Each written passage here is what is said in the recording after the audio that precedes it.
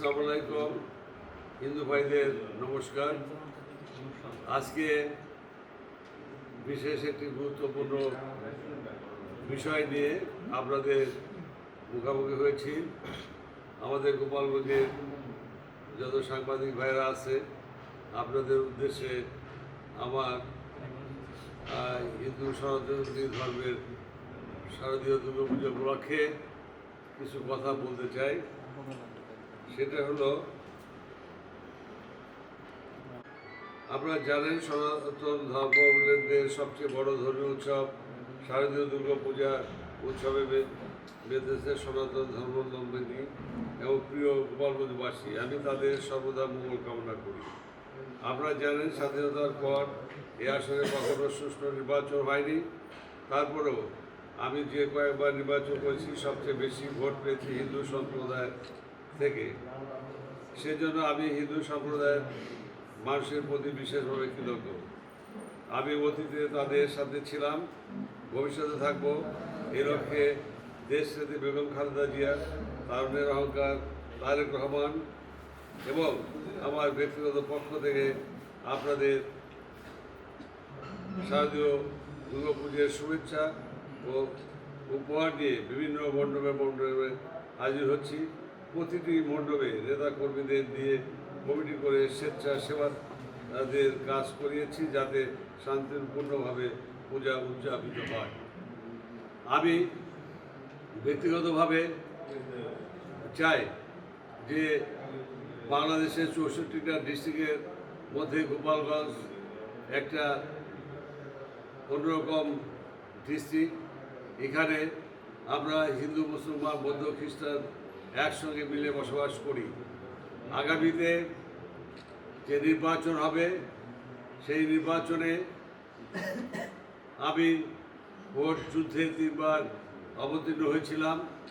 সামনেও ইলেকশন করব এবং গোপালগঞ্জে হিন্দু, মুসলমান, বৌদ্ধ, খ্রিস্টান সবাইকে নিয়ে একটি সম্প্রীতির বন্ধন এবং সাম্প্রদায়িক গোপালগঞ্জ গড়ে তোলার জন্য আপ্রাণ চেষ্টা করব।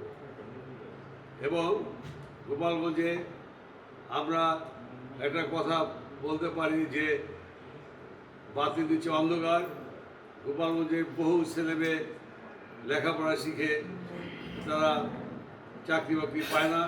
সেই জন্য এখানে শিল্প প্রতিষ্ঠান গড়ে তোলা দরকার। আমি নির্বাচিত হলে আমাদের সরকার কাছ থেকে যাদের ছেলেমেয়েরা চাকরির ব্যবস্থা হয় সেই জন্য শিল্প প্রতিষ্ঠান গড়ে তুলব।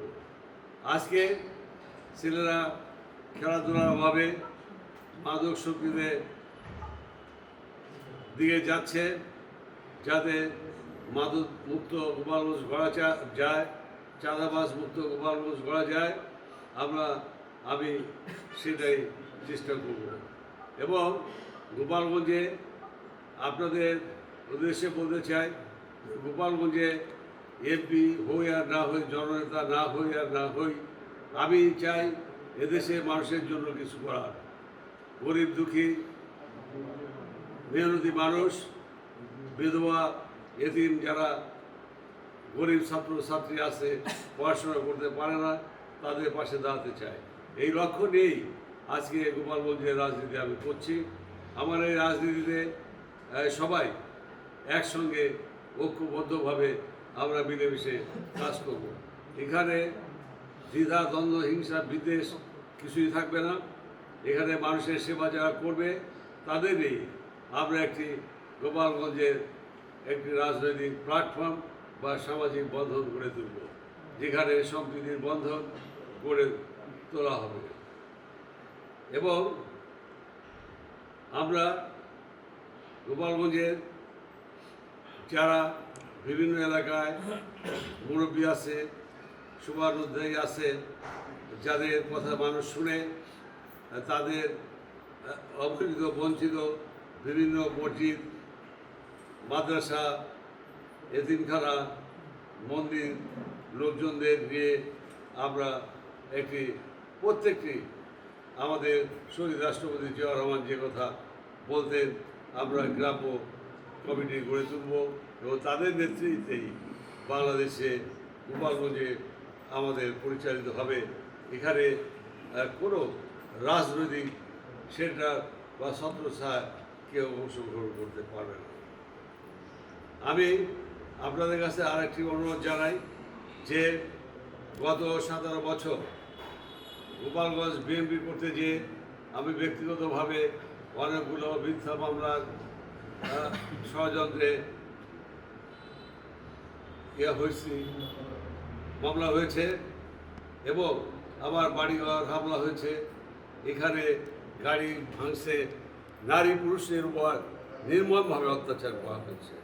তারপরেও আমি বিএনপি ছেড়ে কোথাও যাইনি, দলের সঙ্গে কখনো বেইমানি করি নাই।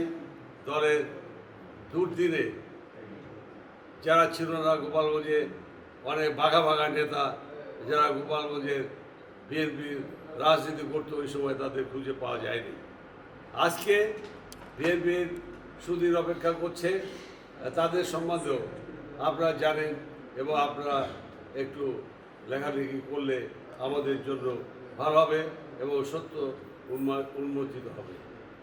আমি বিশ্বাস করি যে গত 3 বার নমিনেশন পেয়েছি এবং 2 বার প্রেসিডেন্ট ছিলাম, দলের সাথে কখনো বেইমানি করি নাই, জীবনকে যুদ্ধ রেখে আপ্রাণ চেষ্টা করেছি দলকে সুসংগঠিত করার জন্য। সেই জন্য আমি মনে করি যে এবার নমিনেশন দল আমাদের হাইকমান্ড আমাকে দিবে, এটা আপনাদের মাধ্যমে জানতে চাই। এবং যারা বিএনপি এখন আমাদের নির্বাচন আসলে অনেকেই নমিনেশন চাইতে পারে, নমিনেশন সিলেক্ট হয়ে গেলে আমরা আবার সংঘবদ্ধ হয়ে প্রত্যেকটা এলাকায় ধানের শীষের প্রতীক দিয়ে ঘুরব এবং নির্বাচন হবে। এবার আমাদের একটা সুযোগ আসছে যে আওয়ামী লীগ ব্যান্ড হয়ে গেছে, নৌকা মার্কা নাই, গোপালগঞ্জে আওয়ামী লীগ অধ্যুষিত এলাকা, আমাদের জীবনের একটা গোল্ডেন চান্স যে এবার নির্বাচনের মধ্য দিয়ে বিএনপির ক্যান্ডিডেট জয়যুক্ত হবে এবং দেশবাসীও ভোট দেওয়ার জন্য উন্মুখ হয়ে আছে। এই ব্যবস্থাটাকে আমরা কাজে লাগাতে চাই। সেই জন্য আপনাদের কাছে বড় জোর অনুরোধ, আপনারাও যাতে গোপালগঞ্জ আগামী দিনে যে সরকার আসবে অবহেলিত না থাকে, যোগ্য নেতৃত্ব, বলিষ্ঠ নেতৃত্ব, আমাদের নেত্রী বেগম খালেদা জিয়া, তারুণের অহংকার তারেক রহমানের আস্থাভাজন ব্যক্তিরা এখানে নমিনেশন পায় এবং নির্বাচিত হয়ে আসে, তাহলে আমাদের গোপালগঞ্জের আরও উন্নয়ন হবে। আরও অনেক কাজ আছে যেগুলি আমার সামনে নির্বাচনী ইশতেহারে বলবো। আমাদের নেতা তারেক রহমান 31 দফা কর্মসূচি দিয়েছেন, আমরা সেগুলিকে পালন করার জন্য চেষ্টা করব। সবাইকে ধন্যবাদ। আসসালামু আলাইকুম। গোপালগঞ্জ জেলা বিএনপি জিন্দাবাদ, দেশ নেত্রী বেগম খালেদা জিয়া জিন্দাবাদ, তারুণের অহংকার তারেক রহমান জিন্দাবাদ জিন্দাবাদ। আসসালামু আলাইকুম।